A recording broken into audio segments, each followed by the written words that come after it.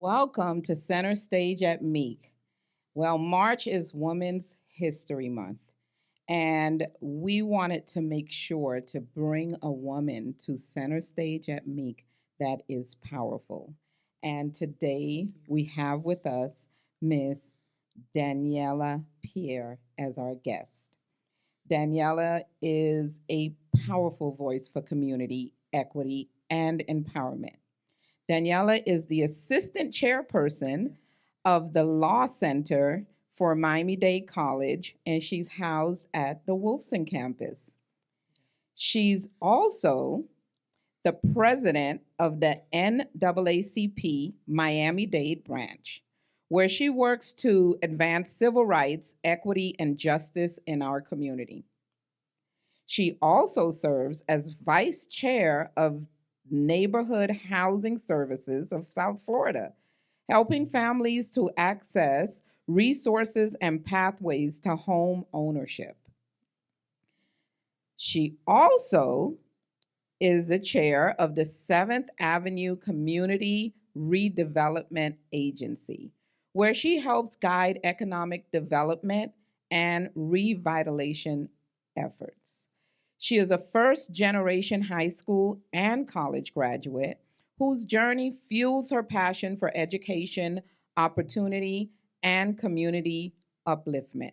Her work has earned her recognition as one of South Florida's top 40 under 40 Black leaders and one of the top 100 Haitian Americans of the year. Welcome, Daniela, to Center Stage at Meek. Thank you for having me here. Yes, So it's an good to honor. be here. It's an honor. So, we're just going to have a conversation. We're going to talk a little bit about who Daniela Pierre is. Yes. And we're going to, have our audience get to know all of the wonderful things that you're doing in the community. Yes. So, to start our conversation, I want to ask you some questions.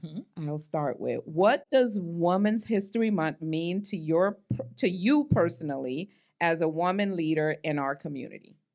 Thank you so much for that question and the opportunity to join you on Center Stage at Meek. Women's History means to me an opportunity to celebrate and highlight all of the achievements that have been made by women all across our nation for the greater good of all. As women, we come together to shape change and make things better. And when I think of Women's History Month, we think about the legacy of women, Yes. our strength, our resilience, and our creativity as it relates to change in our community. So when I hear Women's History Month, it's a time of celebration, a time of activism, and a time of sistership Yes. as we come together to, be a part of the great efforts that have been made for women's history. Thank you. Thank you for that. Yeah, and it reminds me, women are so strong and often are behind the scenes, Yes. right? And but the work that we do is so important. It is so important. It shapes not only other women, but the men in our communities, Absolutely. right? Absolutely. So, can you share the experiences from your early life that shaped your desires to serve your community and pursue leadership roles? Yes, from my early life, I grew up with my grandmother, Mm-hmm. and she served as a missionary in church. So I always followed and accompanied my grandmother to go help feed the sick or, those who were homeless or doing something in the church. So I got a start of service by watching my grandmother. Mm-hmm. And it's not that she had, all the time in the world. It's not that she had the highest level of education, but she had a great big heart Yeah. and she had the courage to serve. And even sometimes when her body may have been in pain, she still showed up to serve another woman, another family, children. So I saw that at a very early age, and it Mm-hmm. has continued to stay within me. And I would say it makes up who I am when it comes to serving within my community. That's exactly what I'm talking about. You know, the women that are behind the scenes or that are just having courage, like you said, to get up and do something. She saw a problem, she tried to solve it, and all of that, she may not have even realized how much she was instilling in you and creating the advocate that we have today that's serving so many communities Yes. and have touched the lives of so many people. Yes. Powerful. Yes. Powerful. So, what unique perspective do you think that women bring to leadership? I believe as women, we bring a heart for service. We bring an attitude, Mm, right? We bring it all when it comes to serving. I know we bring it all when it comes to service, and that attitude is not in a negative way, no, but it's something that you get from a woman that you cannot get anywhere else. that's right. Because we have been there, we have done that, and guess what? We're gonna get up and do it again.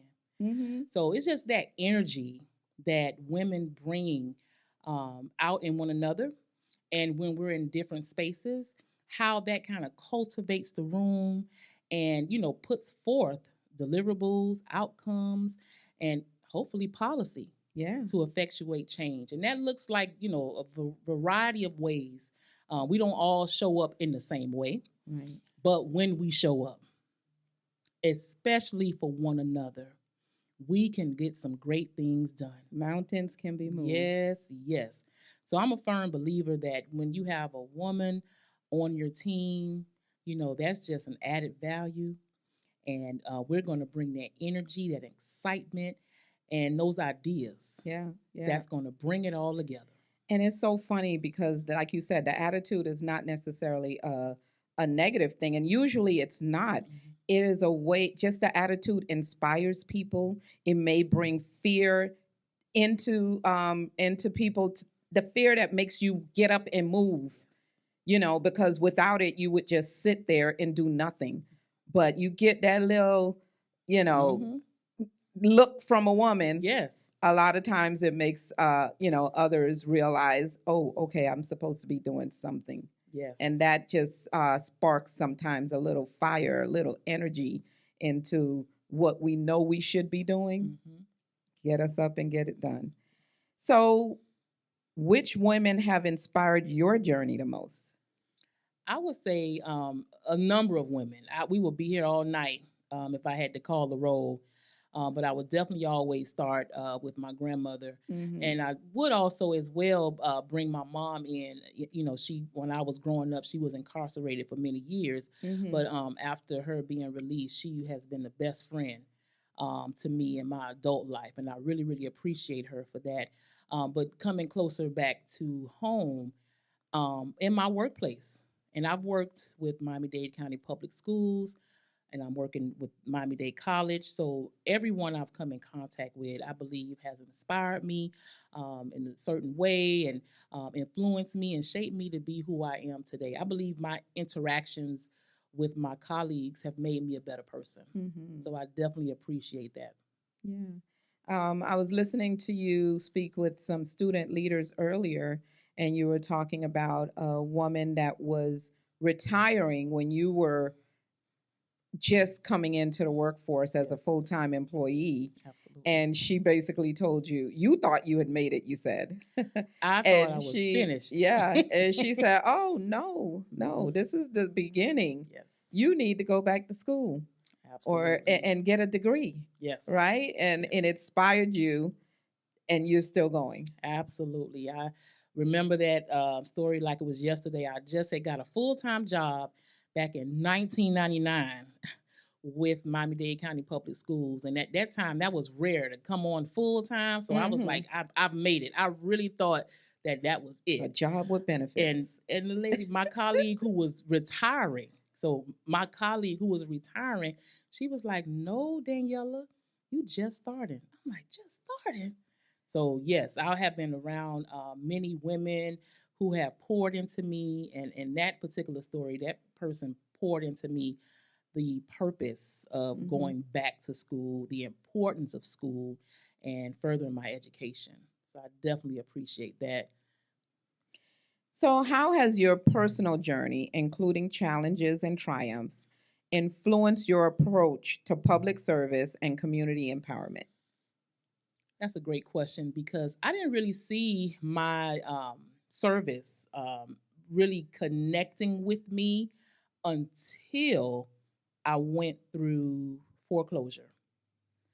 I wasn't even employed by the college at this time, but I didn't even see that as a service. I thought everybody was able to afford to live here. I just thought I individually, just me, fell on hard times. Mm-hmm. And when I went through the foreclosure, I found that I wasn't the only one. I really thought I mismanaged this. No. Mm. Through that, I learned from so many people, teachers, nurses, Yes. emergency professionals that were not able to afford to live here, whether they were buying a home, owning a home, or renting. So through that, the Miami Times, I shared my story with them. As a matter of fact, I held a housing workshop at the North Campus. Okay. And didn't even know that the Miami Times was in the The room. audience. Didn't even know. Wow. Didn't even know it. And that's how my advocacy through writing began, because the editor at that time connected with my story Mm-hmm. and offered me an opportunity to have a column in the local newspaper where I Wow. wrote about all type of housing initiatives, policy, just so many things about housing, till I became like a housing casualty. That was actually the front page story. Advocate turned housing casualty. Wow. And I have that article up in my home.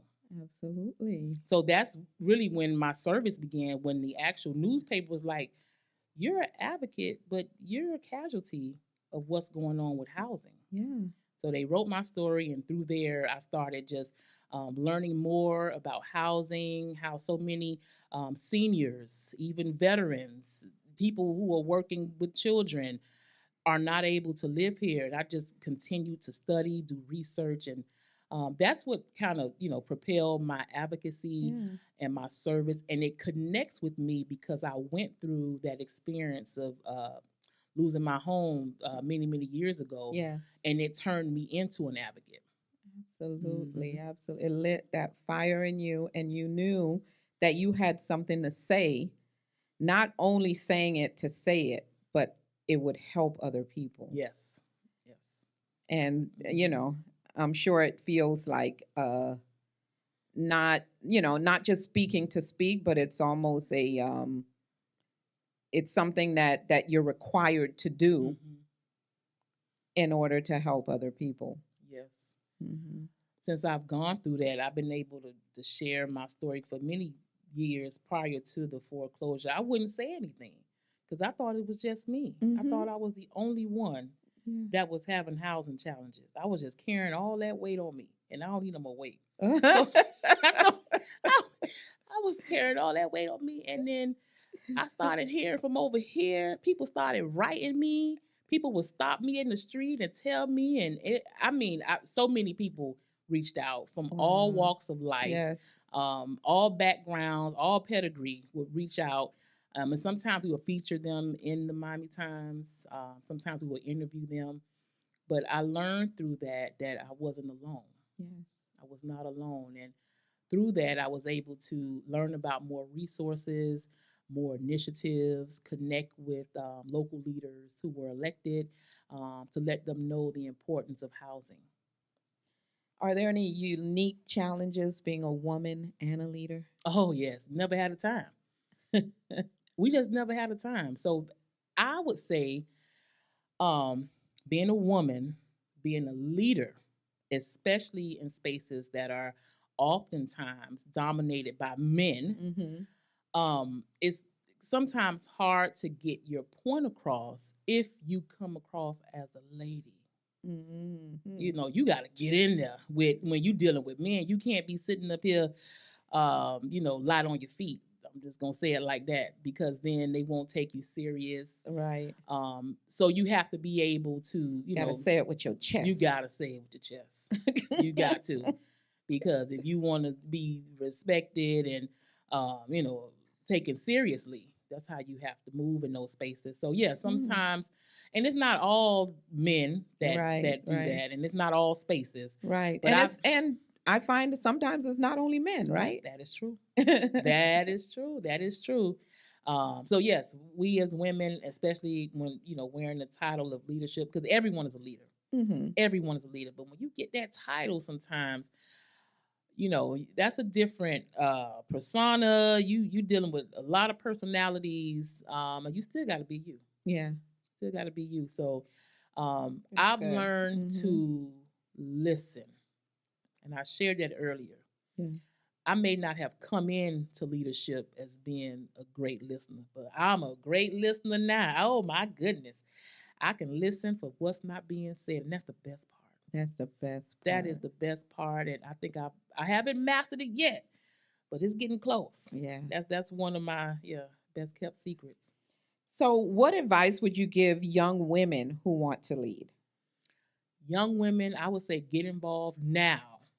Don't wait till I get 15 credits. No, start now. Mm-hmm. You could be in first year experience. Start getting involved now. Connect with someone, reach out to someone, email someone, whether it's in your school, your church, community. Start now. Don't wait until you believe that you have it all together. Because listen, we don't, right? We don't. We look Mhm. like we do on the outside. But okay, that's another conversation. But start right now. If you're looking to get in service, if you're looking to learn more about becoming an advocate, whatever it is, start now. Connect with someone who's already in that line of work or in that line of advocacy. Ask questions, follow up. Make contacts. I think that leads into mentorship too, right? Absolutely. What do you say about mentorship? Very important. It's very important to have a mentor and to be a mentor, right? Mm-hmm. Sometimes you may not be able to connect with a mentor, be one, because that'll also help you as well. So whatever it is, if you're looking to go to that next level, I would say start now. Start right now. Don't wait. Um, you know, time is precious. So start today. Okay. So you talked a little bit about housing and the crisis. So what are some of the biggest issues impacting our communities today? I know we have housing, and you can elaborate on that a little bit more. And why is that so critical of an issue today? Housing has always been a critical issue, especially for the Black community. We haven't really accelerated that much further from the 1960s since the Fair Housing Act. But there have been some gains over the years and over the decades. But as I mentioned earlier, when I was writing for the Miami Times, I was like, I know housing is a human right, but if you don't have a room, there's no room to succeed. If you don't have shelter, fixed shelter, not where you over here to this house and that house. No, fixed shelter, somewhere that is stable, somewhere that is not slum, right? It's hard to thrive. Well, yeah, it reminds me of Maslow's hierarchy of needs, Yes, right? absolutely. So if you don't feel safe, Absolutely. if you don't feel safe and that you have a place to call your own, how can you think about advocacy for someone else Right. Or love. or making the world a better place? You're just trying to figure out where you're going to lay your head tonight. Absolutely. So yeah, Yes. I can see that connection. Yeah, Absolutely. Safety, security, shelter, and belonging. You have to have that clear. That has to be set. And I'm not saying you have to be living in a mansion or on 5 acres, but somewhere that's Stable. your own and stable. You have to have that, and it's so important for children. Oh yes. We have to, for children, we have to have that. So housing is definitely an area of concern that continues to plague our community each and every day. I would also say mental health. Mental health awareness is also another area because it's so stigmatized. Yes. Where individuals who may be in need, may be ashamed to go forward, may not have the resources to pay for it. That's right. So they, suffer with mental illness. I would also say education. Oftentimes post-secondary education may seem out of reach, but it's really not. It's really not. But if you don't have the exposure to it, you don't understand the dynamics, then you will always feel intimidated by it. Yes. So that's another area that I believe is of great concern in our community. And then we get to issues such as civic engagement and voting. With so much going on, that's another conversation. But, we want to make certain that we still have the right to vote. That's right. And we have to do all that we can to exercise that right. We can't tell you who to vote for. That's not what this conversation is about. No. But if you are a registered voter, you need to make certain that you are doing your duty. And people should understand it's their right. Their right. Mm-hmm. Right. And people sometimes when they're afraid, they don't realize it's my right and I can advocate for myself and I should require that I am allowed to exercise this right. Absolutely. So people know you as an advocate. Yes. But you are also an artist. Yes. So how did your journey in music begin? Well, it began right in the church. They give you this microphone and say, "You gonna sing this little light of mine," and that became my solo.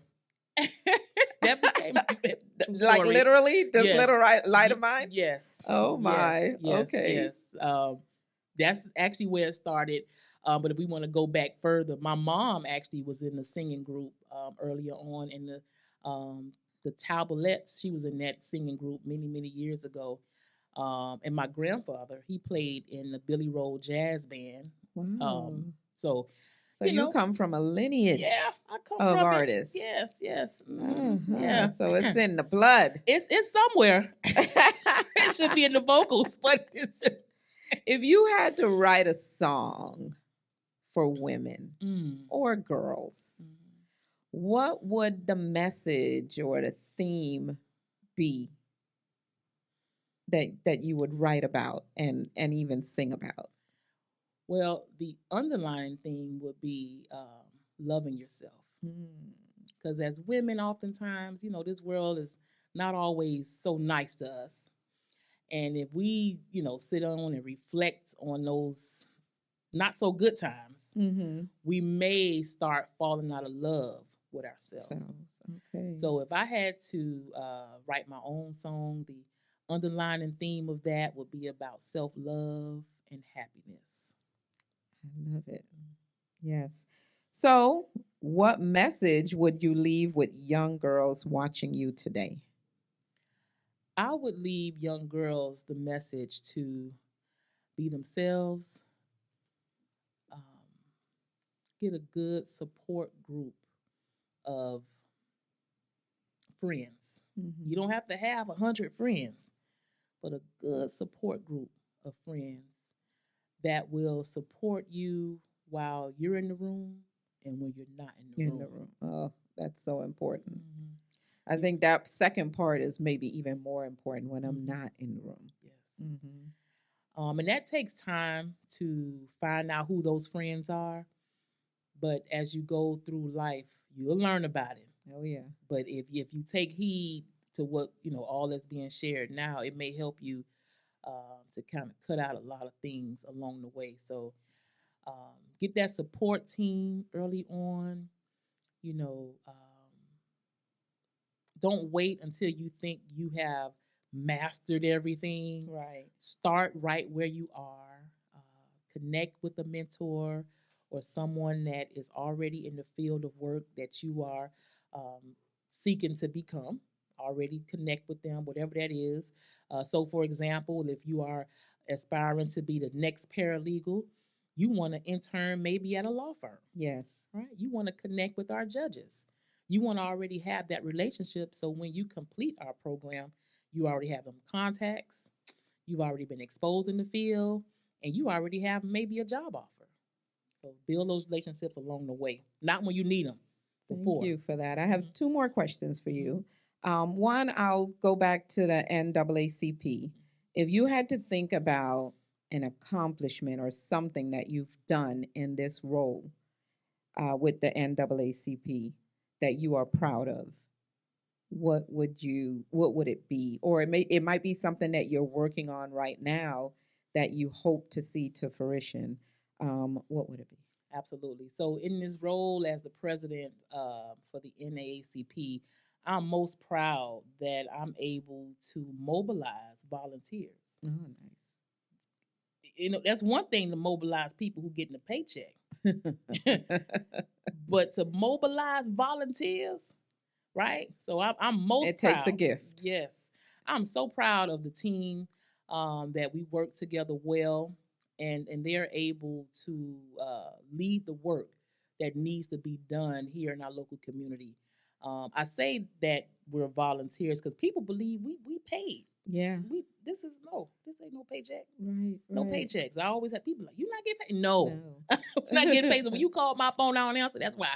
You know, um, yes. So I'm most proud of being able to work with an intergenerational group of volunteers that are passionate about human rights and civil rights and the greater good of all. Mm. Okay. That's something to be proud of. Yes. That Yes. is something to be proud Absolutely. of. I'm gonna have to talk to you offline about getting some volunteers. Okay, we need 'em. How do you get them? Yes. You know? All right. And then the last question I have for you: what legacy do you hope to leave, both as a leader and as someone dedicated to education and community service? The legacy that I want to lead is throughout it all, she survived. Mm-hmm. She continued and she never gave up. I want to leave that legacy. I know there's other things that I can leave that I, served on the CRA, that I, had a column in the Miami Times, was able to have 20 years in FRS. Absolutely great, all great things. But throughout life, it is up and down, Mm-hmm. right? But I want to be able to have a legacy of, wow, Daniela did all that and she still survived. Having the stroke, having all of this, she still yes. continued. She didn't. I could have easy. I mean, there are out. so many things Yeah, I could easy that sit out. you've done. Not only did you survive, Mhm. you killed it, girl. Yeah, yeah. I mean, reading all of the things that you're doing right now, and then sort of towards the end of that, I said that you're a first generation high school graduate Yes. and college graduate. Mhm. You've had your challenges with health, like you said earlier. Your grandmother pretty much raised you. You have a wonderful relationship with your mother right now. Yes. But as you said earlier, she was incarcerated. Mm-hmm. You know, with just one of those things, people would have said, you know, Mm-hmm. it's going to be hard for her to make it. Mm-hmm. But Mm-hmm. you not only survived all of that, you are thriving. You conquered and you killed it. That's right. Thank you for that. I am proud to have you as a friend. Likewise. And to know all that you're doing and will continue to do. You're leaving a mark. Thank you for being a phenomenal woman. Thank you. And, being a colleague, I always say on this show that Miami-Dade College has talent. Yes. And you have an abundance of talents. And so I'll say it now, give you your flowers. Yes. I am proud to know you. And I always feel so full when I watch the things that you're doing, and you do it effortlessly. So thank you. Thank you. And welcome again to Center Stage at Meek. Thank you.